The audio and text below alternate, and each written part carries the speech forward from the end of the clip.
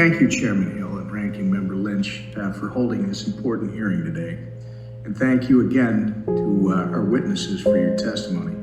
Crypto technology is shifting economic power from centralized institutions back into the hands of the people. It's transformational, and it can be threatening to unelected bureaucrats and, quite frankly, some elected people here in Washington, D.C. This threat is most saliently observed through several recent administrative actions. On January 3rd, 2023, the Fed, FDIC, and the OCC issued a statement discouraging banks from holding crypto or servicing crypto clients on a, quote, safety and soundness basis.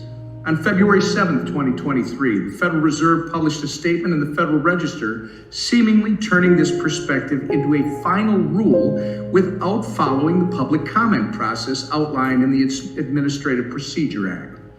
In the midst of this, on January 27, 2023, the White House National Economic Council published, quote, the administration's roadmap to mitigate cryptocurrency's risks.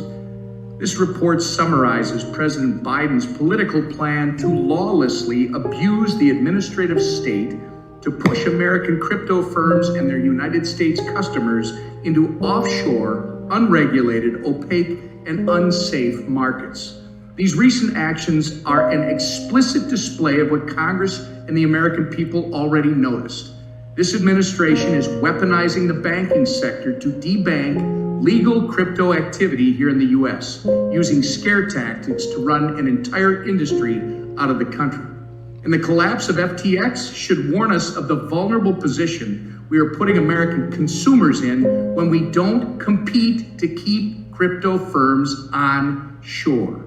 Clearly, the administration's policies are motivated by a thirst for increased control over the American people.